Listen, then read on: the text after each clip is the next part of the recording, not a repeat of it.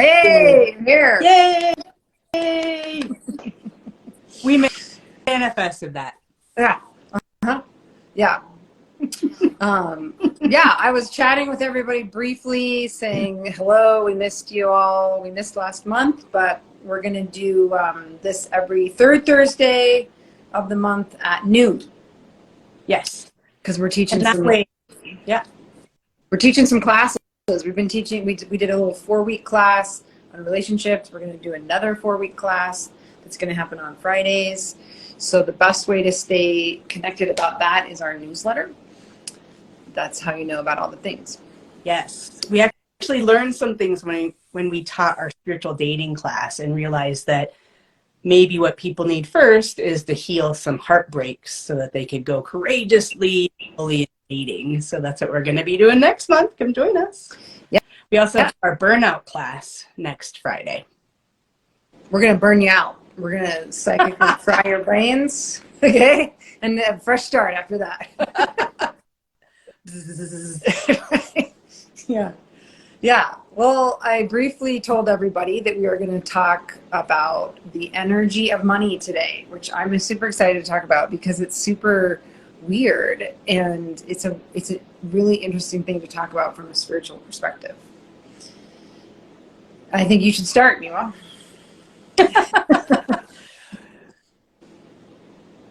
When looking at money and manifesting, I see that it's really important to unravel the two and really look at them as two separate events, because one does not need money to manifest, right? And if you have those two vibrations all twisted up together, that's going to create that sort of result when you're wanting to create the things in your life that you want. And so with regards to manifesting is an all chakra event where it's about creating what it is that you want spiritually in your dream space, like what's your dream, and then bringing that energy in through each of the chakras all the way down to your first chakra. And only when you can bring what it is that you want all the way down into the first chakra, that is when you can manifest it completely. A lot of people can maybe bring an idea or a dream right down to their fifth chakra and they can talk about it, tell people about what they want, but they can't actually bring it into their fourth chakra to where they see themselves having what they want. The third chakra to where they start taking action on acquiring what it is that they want. The second chakra on feeling like you can have it and have that level of abundance. And then the first chakra to where it aligns with your body's health and survival needs. With regards to money is really just a one chakra event. It has everything to do with your third chakra. Spoiler alert, nothing to do with your first chakra. A lot of people mix money up with survival. And I'm going to talk about that here in a moment.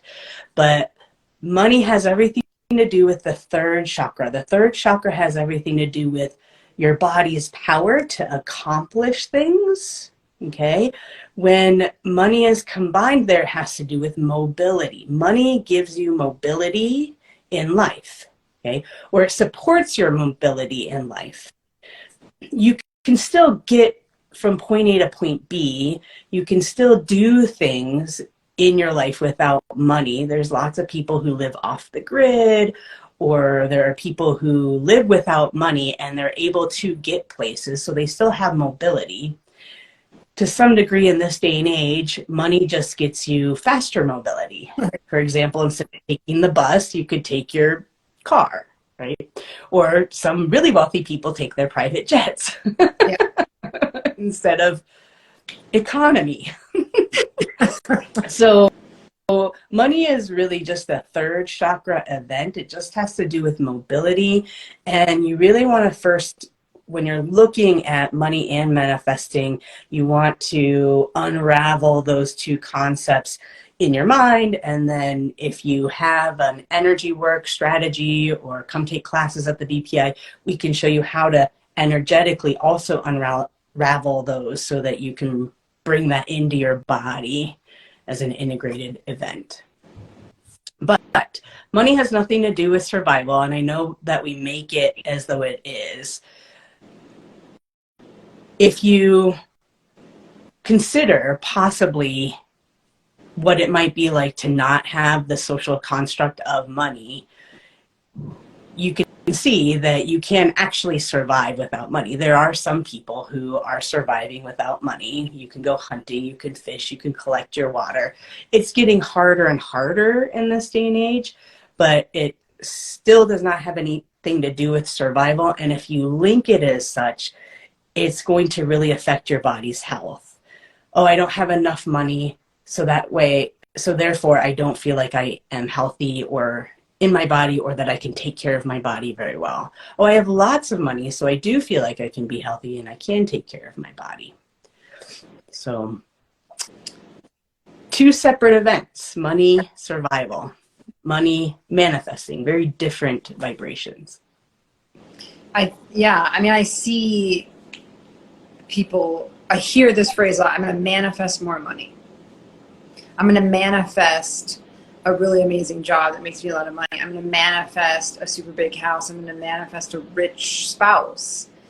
And that is a weird one too. And I watch things through the lens of I do a lot of relationship coaching and blah, blah, and talking. And it's funny to watch this in what plays out between romantic partnerships of women are out earning men more and more now and going to college more, but there's still this really deep sense of I need to be taken care of. So I thought do you want to speak at all to that when people want to start manifesting money, like I just want it to come into me. I just want money to happen to me and I want it to be easy and I just want to get it.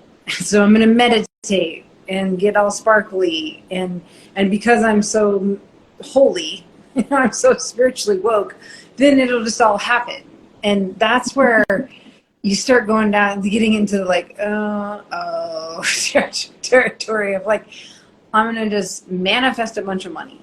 And when I look at that, it's like, for me, I kind of think of money as like, money is sort of for amateurs. Like, you want to go like, that's like the energy of money is sort of like the energy of a super hot girl, like both are a social construct, like, oh, she's what we want. And then like everyone like gets all like, I want that. And like, why do you want more? Tell me why you want money again. Because that's something I've looked at is, what is your why with money? Why do you want it? Other than your basic needs and like to have nice things, why do you want a lot? So I think I threw out two topics at you out there, but like, let's like the manifesting money. Like, I want more money. Miwa, tell me how to get more money and use psychic energy to get me that money. If that, and when people do ask me that question, because I tried that in my 20s, I want $1 million. Never happened. At least in my 20s, right? And so like when somebody asks me that, I always tell them that if money's what you're after with regards to manifesting, you're not going to get it, because the energy of money is that of freedom and flow, besides being like a hot chick where it's a socially defined construct, right? Money's not necessarily real. And kind of like a hot chick, right? Like if you get too grabby with a hot chick, they're like, ew, and you kind of, I want you. Yeah. I deserve you. I want the status that comes when you're with me. Right. There's some, and when you kind of get all up in her space like that, she's going to run away. So I guess similar to that, money is going to want to run away from you if you try to contain it. Instead of a hot chick, I like to correlate it more to the ocean, where money is a waveform and it likes to flow in and it likes to flow out. And sometimes you get really big waves of money. Sometimes you get little waves of money. If you look at the super wealthy, almost every single one of them has a story of having some money and then losing it all, and maybe even doing that a few times. And those people who are fairly confident with money, who have acquired great wealth, the reason why is because they understand that it is like an ocean. It goes up and down and in and out. And you would never, ever conceive of trying to contain the ocean or stop a wave or somehow put a big wave of ocean in your bank account and lock it up and hide it away. That's not a conceivable notion with the ocean. And same thing with money. If you try to contain it, if you just want to put it in a bank account and hide it away, money is just going to create a really big wave or force to just leave your life and flow on out. One of my favorite teachers about money, Robert Kiyosaki, I checked out some of his work in my early 20s when I was working on becoming more adept with money. One of my favorite phrases that he always used was, savers are losers. Savers are losers. If you're trying to save money, you will probably lose money. And if you really just even work on the mathematics of that cognitively, if you put money in a bank and you leave it there for 30 years, it's going to be worth less in 30 years than it is when you put it in the bank because of inflation, right? And so savers are losers. You don't want to try to hold on to money or contain it. And so with regards to manifesting money, consider just tossing that idea out and instead decide, here's what I would like. I would like to go on a vacation. I would like a new car. I would like a new job. And you manifest what it is, or you ask the universe for what it is that you want. And then of course you take other steps to be able to bring that into your life. You don't just sit there and sit in your room and hope that it just appears. We're not there yet with regards to our brain development. Just instant manifestations like that are not as common, but you take your steps to get there, and you will ultimately find that the money follows to get you what it is that you want, or somehow what it is that you want will come into your life, whether it is that a friend takes you on a vacation or somebody gifts you a car. You don't know where it's going to come from. So if you make money the limitation, I can only have this when I have the money, you're really limiting the playing field for the universe to come up with a really creative way to maybe get that to you in a totally different way than you thought in your little brain, right? So oftentimes our brains are amazing and yet really limited with regards to the infinite and abundant ways in which something can come into your life. So you always want to, when you're working in more of that energy field of like, I'm going to manifest, right? And you want to do your energy work, consider not asking for money for the sake of money. Ask for what it is that you want. I want this vacation. Same thing with a job. It's not I want a job so I can have money. It's I want a job so I can have these experiences, so I can learn these things, so that I can have camaraderie, so that I can feel fulfillment. Your work, if you manifest it and your intention only has to do with money, you're probably going to be really bored with the job that you manifest. You're not going to feel fulfilled. And most people, we work, yeah, money is a subcategory of why we work, but most people want to find work that fulfills them, that gives them purpose, that makes them feel needed. And so with work, that's what you want to look at asking the universe for, not necessarily the money. Of course, you can kind of toss that in there as like a side note. It'd be great if I made this much or more. But if that is your main goal, then you're going to find yourself really disappointed in the job that you do manifest.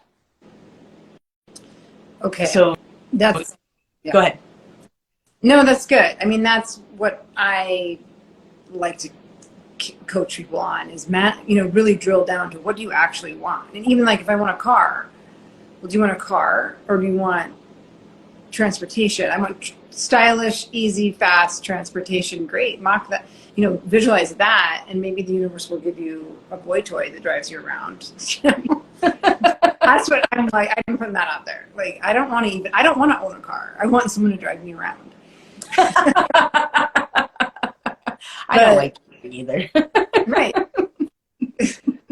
So, we have a question here all about intention. And really, I want to talk about a personal story for myself.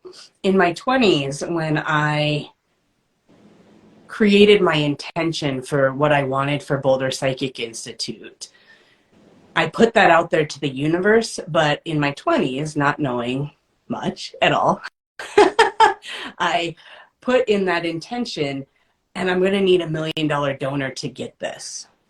And I will tell you, for about 3 years, it was like spinning my wheels, like trying to get classes started, trying to get readings and healings, and always feeling broke, eating rice and beans, really just working really hard. Not that I don't work hard now, but it's tough to work hard when you don't feel like you're getting anywhere. Well, you're working hard twice. You're physically working hard and then working hard your mind, processing. Yeah. How can this be better? Yeah. And then kind of the stress and the strain of it.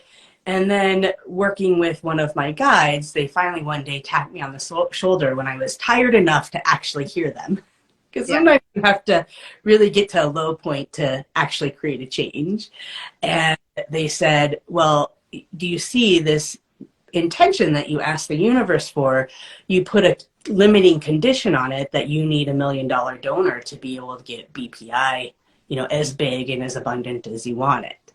And I said, oh, well, okay. So then I just ask for what I want. Yeah. Just, call that manifestation back, rework your visual, rework your request to the universe, and then send it back out there. And so I trusted them and sent it back out.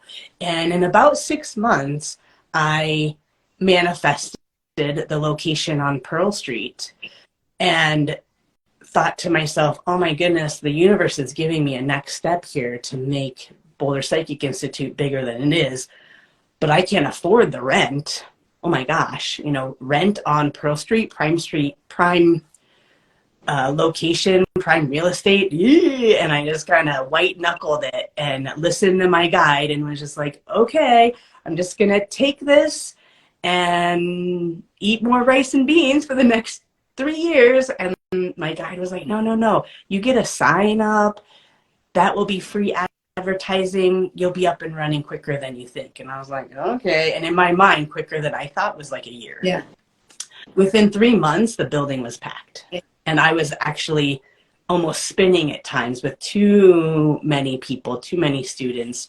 We were having some healing clinics where it was just me running it all by myself. And I was just overwhelmed, but also super excited that it worked. And so the business recouped its investment in that rent. And then by that 4-month point, we were actually netting positive. Okay. So, very excited. Mm-hmm. And then, that intention for the universe is out there and it's not money based, and the universe will give me amazing people like you and Danielle and all of my staff. And there's a person on my staff now who's looking at becoming a midwife so that we can open our birthing center as part of our spiritual community here. We also have a person who's really interested in children, and so we can look at hopefully sooner or later starting a psychic school for young children so that their psychic abilities are able to be fostered as they're growing up. So all that's in there. And when I finally let go of the money thing, and then as I got a little bit older, I let go of the impatience thing. Mm-hmm. So for guys who are super impatient, I realized this is my life purpose. This is a big request that I'm putting out there to the universe for a whole community, from midwifery space for spiritual moms to bring in little spiritual babies all the way up to death, with hospice, so that we can really help people transition and move out of their bodies in a clean and clear way. That's a pretty big desire. And, you know, I got some time. I got at least 40 more years left in me to get it there. Yeah, I call death. I don't want the baby side. Yes, you'd be I got amazing. dibs on death, everybody. Yeah, yeah. Well, you said something in there that I think is important when people, if you want to do something with money, like let's say, yeah, I want to start working with the energy of money. I have a couple ideas and I want to do it for fun and I want to have some money. That having the first chakra under control means you can do that. So when you were doing in the beginning of the BPI, how did you meet your most basic needs? Like, were you like on like a razor's edge? Like, if I don't make X amount in 3 months, I have to shut the whole thing down? Because I've seen that. I've seen more people put themselves in this go big or go home mindset of like, I'm going to start this business, I'm going to manifest, and I'm going to have all this worthy energy and sparkles, and I'm going to take out this big loan, I'm going to hire these people, and I'm going to be a startup guy. And then it's like, you have 6 months and then this all falls apart. And I think, but like, you don't want to, it's like, yeah, it was cool that you dreamed big and you had all this havingness for it, but you put yourself into a scarcity, you put yourself into danger where like, no, you should have years to build it, not we have 1 year to make this profitable. Like, did you like, because privilege comes in different packages. You had the privilege to start the BPI, but that wasn't because you came from a super wealthy family, but you were able to make your ends meet. Like, you had your first chakra covered, right? Mm-hmm. Like, correct assumption. Like, you had, how were you covering your rent, your day-to-day needs? Absolutely. Does that make sense? And what always amuses me is when students look at me like, one day BPI just dropped in my lap and I actually physically did nothing to manifest it. As a matter of fact, I just eat bonbons all day and then just show up for these lives and show up to teach classes from time to time. And man, that'd be pretty cool. But I do have a human body that adheres to time, space, gravity. It needs food. It needs nourishment. It needs rest. It needs sleep. It needs all of these things. And luckily, I was brought up in an environment of strong work ethic and no shame with regards to, well, if I just need to spend less to make my needs met and tighten up the reins, I can do that. So while I was building the BPI in my 20s, I lived extremely frugally. Yeah. I lived in a small apartment where the rent was really reasonable. Like I said, ate rice and beans. And then all the money that I made through BPI went right back into BPI advertising, building of systems, paying for whatever it is that needed to be paid for BPI. And then the way I supported myself was through nannying and through tutoring. Luckily, I had an engineering degree and CU is right next door, so I could tutor these college kids for like $50 an hour.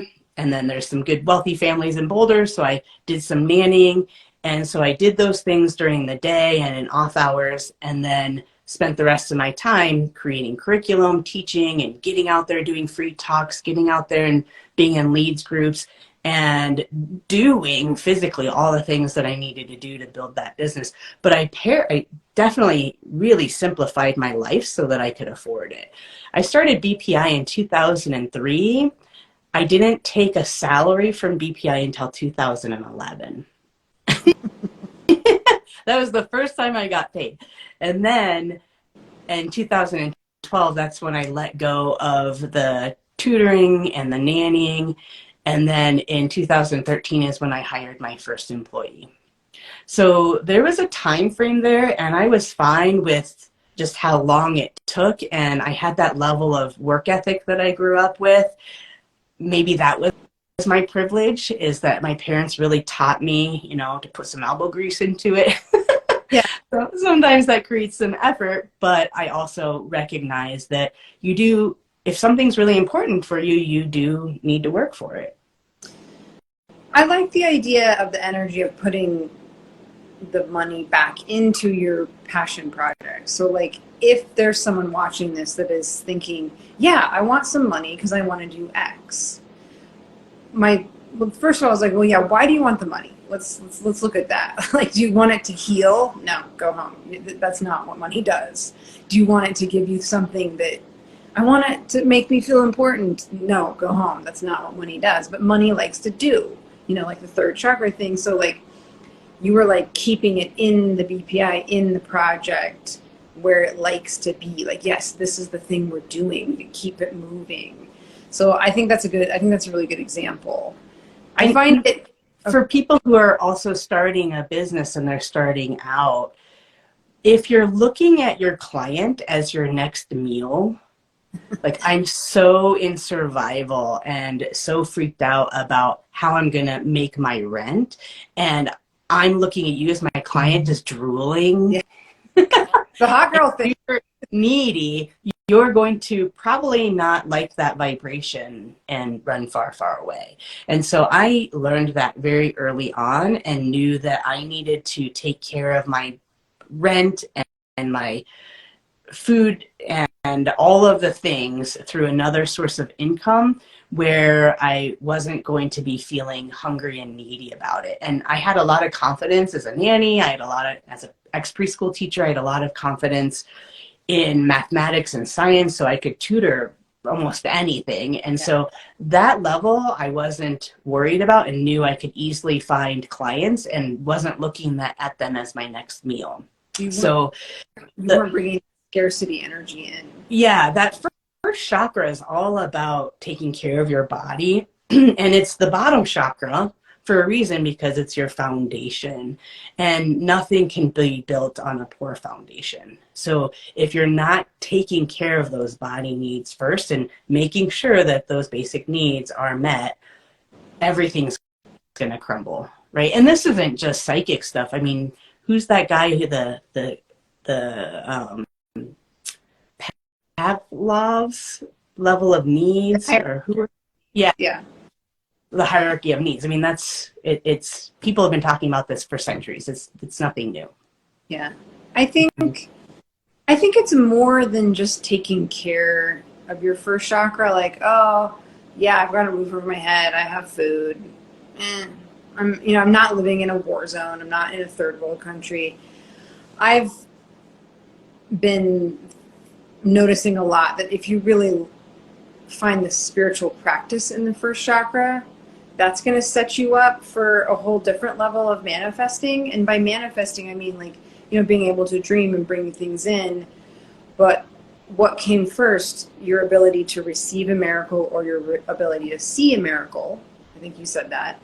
And when you can get into a first chakra love affair of like, I'm going to love taking care of my body. I'm going to find the sacred within the simple, like cleaning my apartment, cleaning my house, finding the joy in exercise and eating the food that's good for me and being grateful for that. It's not just like a box that you check. It's like, can you really look and go, I have all my needs. I have somewhere to live. I have this, and really find the gift in that I can just walk to the sink and get clean water and I can drink it, and that's a gift. And because I hesitate to say gratitude practice because it annoys me for some reason when people tell me to be grateful. Like I just hear my grandmother like, be grateful. So there's starving kids in Ethiopia, eat those horrible green beans. Why do I have to be grateful? But it is true I think there are whole spiritual awakenings that can happen in your first chakra, which we overlook the first chakra, like, oh, it's just, am I alive? Yes, I'm alive. But my point is there's a really interesting place you can get to when you have mastered your first chakra. And then your energy shifts. So let's say you do have a passion project. You're like, yeah, I want some money to do X because I want to do it. You have this lightness. You're playing. You're in a flow state. You're that money. You're not gripping onto it. You're not gripping onto your clients. You're not wanting it out of a place of hurt or woundedness. So I think, because I think money comes with a lot of warning labels. Like, you got to watch that vibration. It's a weird one, right? It's the ocean. You can't always get in the ocean. Right. But like if you have to, one loves to do in the ocean, one loves to play. And if you can learn how far you can swim, know what your limitations are, know how far out you can go, know which wave to ride or how deep you can get in the water. If you know your limitations, then you can actually play and have fun in the ocean and with money. Yeah. Me, as I was building the BPI, I knew that my limitations, I knew where those limitations were, so I shored them up in other ways, like other odd-end jobs. A lot of younger students will come to me and say, okay, now, I'm this amazing psychic and I want to build a business.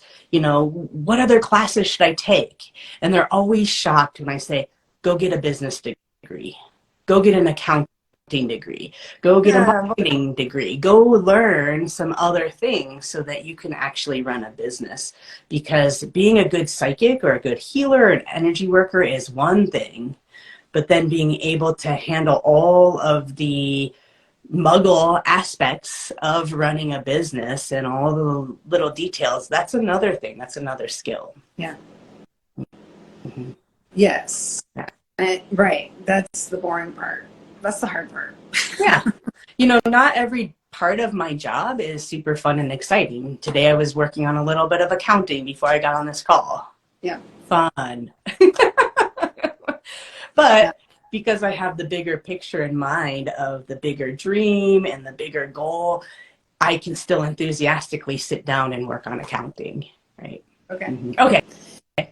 No, I don't do that. I don't do accounting. Someone else does that for me, or I just don't do it and get in trouble later. Like I'm sitting that one out. I'm looking at my notes. I have we had a question. Somebody said something about intention. So yes, manifesting is all about your intention.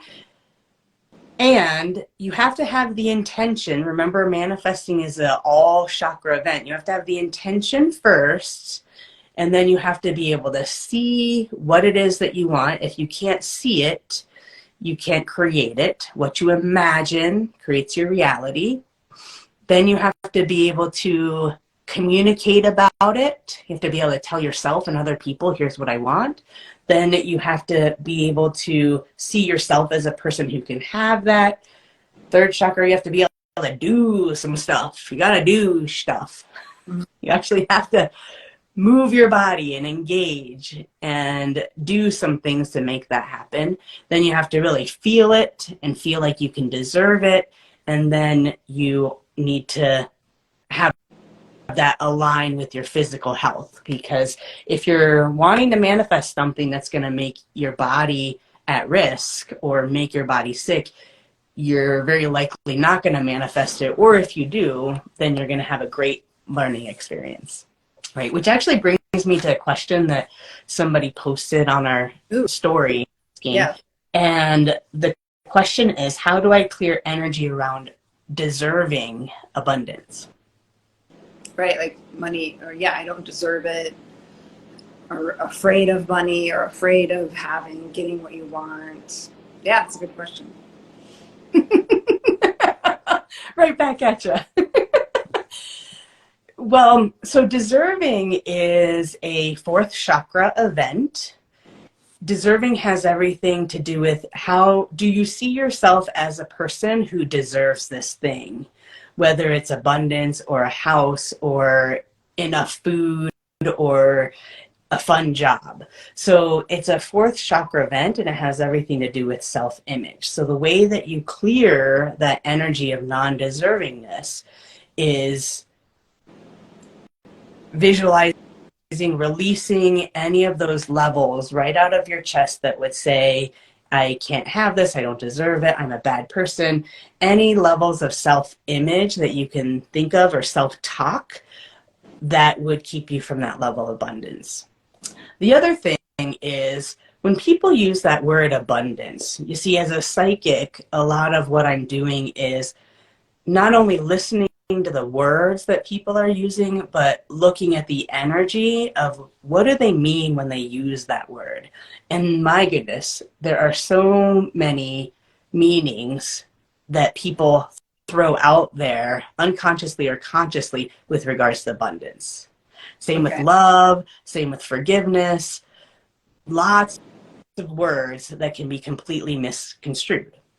And so for this person who asked the question, you're really going to want to shore up, what does abundance mean to you, right? Because if abundance just means money, I have a lot of money, well, then you might find yourself really disappointed in your relationship space or in your friendship space or in your vacation space, right? If abundance only has to do with your living space, then you're going to find some holes in other areas. And then what I also see is the other direction where people cast such a wide net for abundance.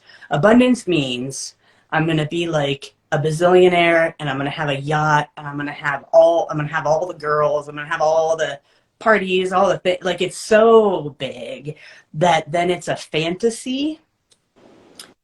When anything that you want in life turns into a fantasy, which is defined as a dream that you actually cannot bring into your body, right? So back in my 20s, I wanted the yacht, I wanted the fast cars, I wanted all the money. That was a fantasy. Obviously, I couldn't bring that into my body, right? And when what you want is the fantasy, it's just going to stay right up here as this fantasy that you end up longing for, and ultimately you will create a lot of suffering because your dreams and your reality are not aligned. It's fantasy, can't bring it into reality, and that's going to create the suffering. How does one know if they're in fantasy? Like, if let's say I have a big dream, what's the difference between that and something that's like, no, like how would I know if what I want is a fantasy? Well, there's definitely some psychic ways that you can take a look at that energy and read it for yourself. But if you don't have the psychic tools that we teach here at the BPI, I really think that it just comes down to just being on yourself and just getting a little bit kind of reasonable and truthful. Not reasonable in like a sad, downtrodden, pessimistic way, but just like in a real way. Like, for me, manifesting BPI, fantasy would be, I'm going to have that birthing center and the hospice tomorrow. That's a total fantasy,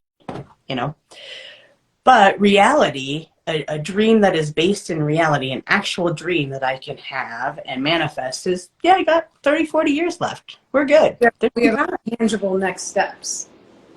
For, if a fantasy, would you say if it's a fantasy, you don't have any tangible next steps, like to get there? Yeah, where tangible next steps, or yes, it's so big and so daunting to where you don't even know how to step. Yeah, most people, it's so big that they're like, that's why they sit in their rooms and just hope that it's just going to appear from a genie in the bottle. Okay. And that's a vibration to also look for when you're looking at abundance. Because when I look at this person who asked the question, abundance is such a broad scope thing that it's actually more in the fantasy realm than the reality realm. And so that's where I would recommend paring it down to naming where you want to be abundant. I want to be abundant in love. I want to be abundant in amusement, right? That's how I manifested Three. She makes me laugh like all the freaking time, right? So I've got total abundance because I don't actually do anything for you guys. I don't. I write some stuff. You use your third chakra quite a bit. Yeah. You got a good, healthy third chakra.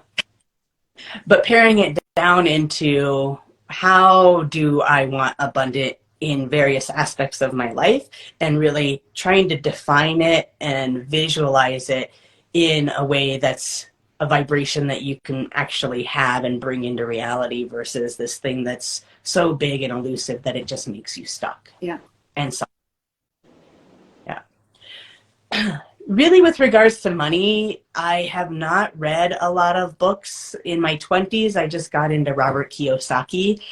If you can get neutral and kind of forgive him or tune out any levels of being leaning towards the right in maybe a way that might be a little unkind, the information that he does have to share is pretty good. But otherwise, I haven't kept up on other books. Have you three? You do a No, lot. I haven't read I've been reading a big book called Zen and the Art of like Work. I don't have the exact title. I'll post it. It's really interesting. It's a huge book. It's a kind of more of a coffee table book. Like you pick it up and read a chapter, and it's about bringing in making art, bringing the vibration of art into your career. And it has a lot of overlap with what we're talking about of like, you have to approach work in this, you have to find your why and find your joy and bring your life purpose into whatever you do. And then work tends to start to go your way. So if you're like for me, I think my life purpose is a lot of it is just to stay in kind of a playful, creative space. So what does that mean? And I bring that energy into what I'm doing, because I kind of lean towards being a workaholic. Like if I could kind of have my way right now, if I didn't have a family and a house and kids, I would work all the time. Like you and I would just like, dude, let's just like go on vacation and work 10 hours. Yeah. And then the next gig, like I can see us getting like really weird with work. Like just like, yeah, kids are grown. Yeah. This is what things. But then I start to get in kind of a weird space. And in my other projects outside of the BPI, like I run Be Connected, whenever I start taking it too serious and kind of like squeezing down on it, and we need to do this and this and this, I have to like, whoa, and I bring in that playful energy of like, I'm just here to have fun and I like to create.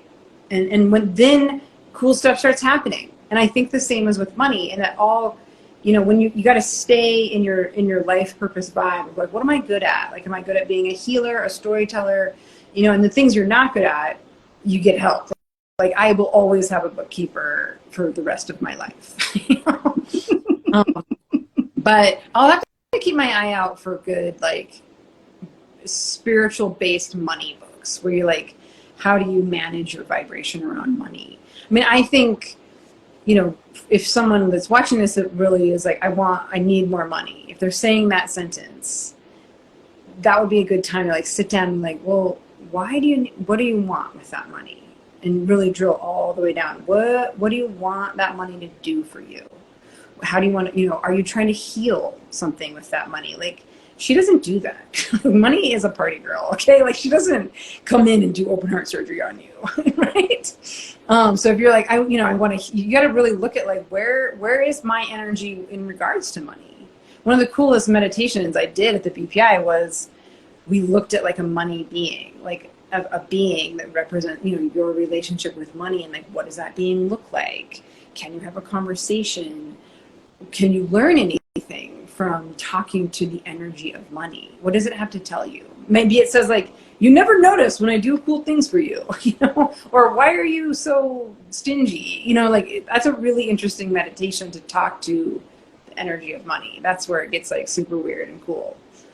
And shameless plug, the best way to learn how to work with money that I found is working your spiritual tools, working your energy, and all of that is offered here at BPI, leading to the culmination point in our graduate avatar program. We do have a month where we focus on money and manifesting, and that's the class that Three was talking about. Yeah. What I loved about your fun comment is the energy of what you're talking about is that when I can give anything that I want in my life space, breathing room, then it's that much easier to manifest. It's kind of like lighting a fire, right? If you take all the oxygen out of the room and there's no space or no oxygen, that fire can't burn. But there's a fine, delicate balance of making a fire. I don't know if you've ever made one, but you have to kind of stack the wood just right. It has to be kind of spacious, but there has to be enough wood. And then you have to really light it and really kind of nurture it, but also give it space too. You can't like squeeze down on it or blow on it too much to get it started. That goes out. it really has to do with that fine finesse of giving things space. And I do see that money and manifesting both need lots and lots of space. Right. The more space you can give yourself. And that's exactly what I did when I was manifesting BPI, was give myself the space by having other forms of income instead of the BPI, so that I could nurture it like a fire and make that fire grow and glow. There's a good comment here. Is it okay to desire money so you can heal your chronic illness and have food that's good for your body?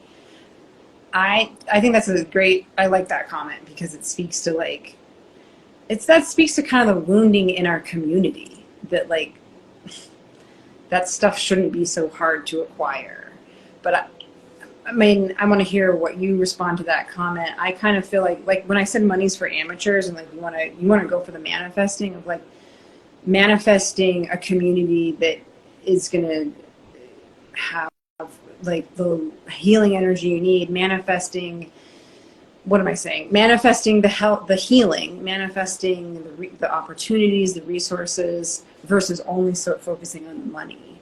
Yeah. And so if you're only focused on, I could have my healing of my chronic illness through money, you are limiting the universe's options for giving to you. And you're saying, no, I don't want it that way. No, I don't want it that way. No, I just need it this way through money. And that's the only way. And so even with regards to asking the universe to help you heal your chronic illness, that's still a level of focusing on what you don't want. So for Baddie Girl 69, be like a party girl and ask the universe for a healthy, happy, vibrant body and life, right? So you're asking for what it is that you really do want. And then when you ask the universe for that, the chronic illness of the healing of your chronic illness and then the money to be able to pay for all that will follow. So you want to ask for that. It's kind of similar to when a student comes to me and says, I keep asking the universe to be able to pay my bills and I keep not being able to pay my bills. What's going on? And I say, well, that is a lower vibrational request of the universe. If you were to really sit down and examine for yourself what is it that you really want above paying for your bills. Well, I want to go on a vacation. Okay, great. Ask the universe for a vacation. Well, then how am I going to pay my bills? No, here's the thing. If you ask the universe for your vacation, in order to get you that vacation, the universe will naturally take care of all of your bills so that then you can go on vacation. So you want to go big, not so big that it's fantasy, but big enough to where you're not asking so small to where it brings you even more smallness. So again, kind of like building a fire, there's a fine balance there. Yeah. Yeah. Or even at like, you can keep drilling of like, okay, you want a vacation. Why do you want a vacation? I want to have fun and feel at ease in my body. Ask for that. Maybe you can have that every day of your life and not have to like get on a plane and there's sand and it's hot. And, you know, so I hate vacation, but I'm going to take you on a fun one soon. I know. It's just, it's hard. I'm like, why are we doing this? But my favorite vacation, I was working quite a bit on it. But because you can, everything you want, you can keep peeling back. Why do I want that? I want to feel good in my body. It all boils down to like, we want to feel good in our body. We want to have community. We want to have love. We want to have belonging. Like those are the things you strive for. And then how do you bring that in?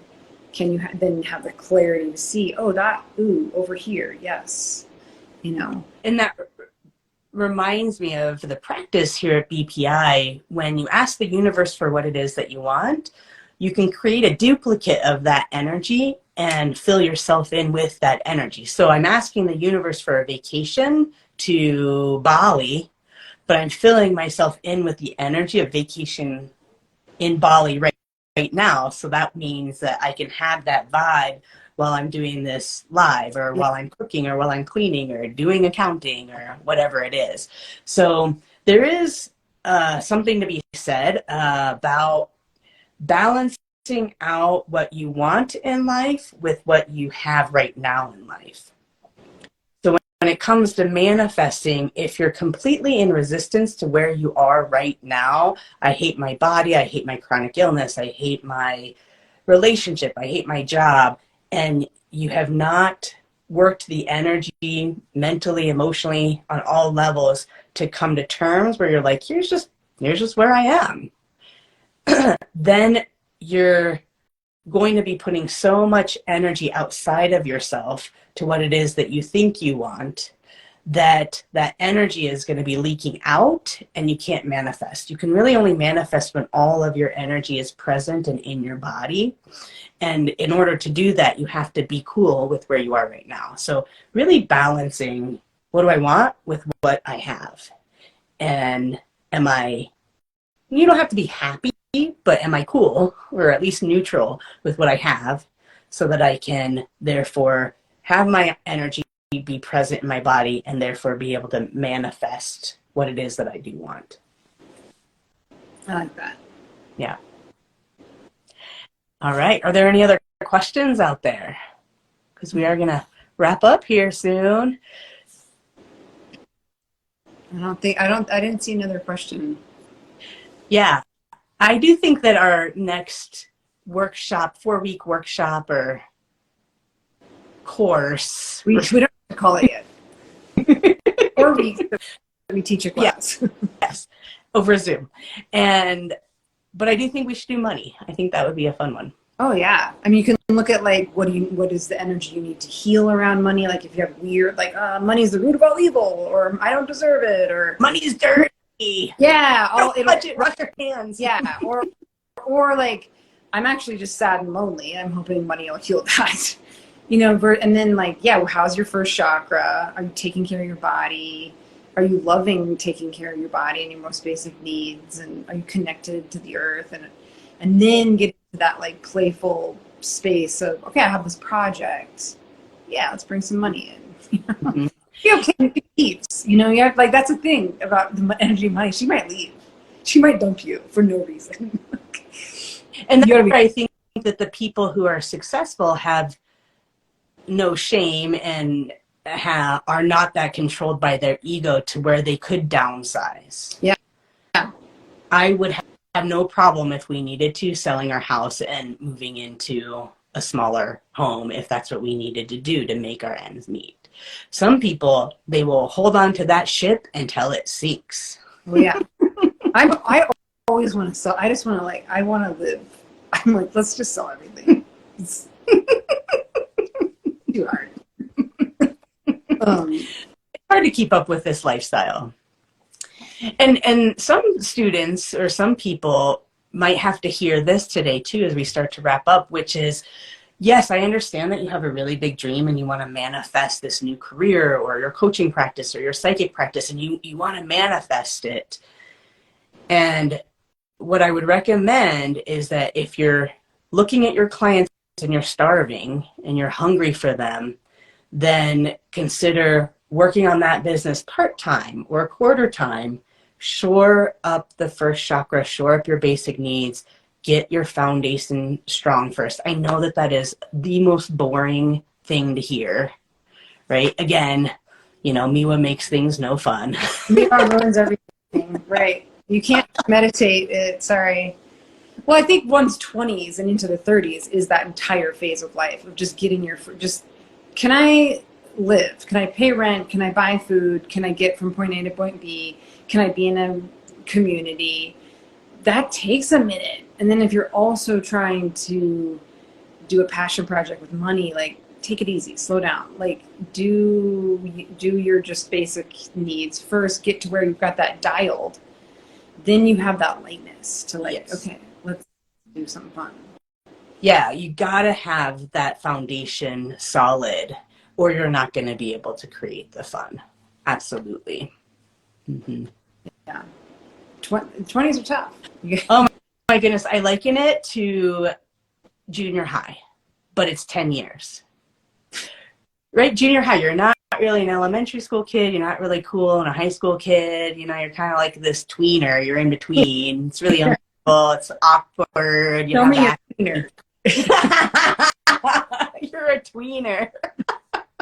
Oh, That did sound funny.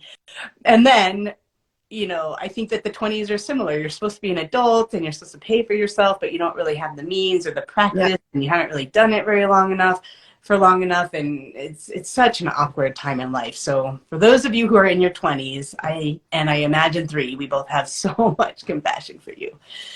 And I would say for all of you who are there, focus on just, can you do life? Yeah. And then spend a little bit of sparkle time on your dream project, but can you do life? Because that's really what the 20s are all about. Yeah. And if you can't get that nailed in your 20s, you're going to be working on it in your 30s and your 40s, and you're just going to keep working on that, and it's going to be a recurring pattern until you actually get that dialed in. So focus there. Again, Miwa ruins everything. Right. Right. You're right. I know, because you don't want to manifest yourself 2 decades ahead. You don't want to manifest the big thing before. That's what I call a dirty miracle. It's when you get something too soon for the wrong reasons, and then it just is weird. Like when people get dirty, it doesn't land right. Yeah.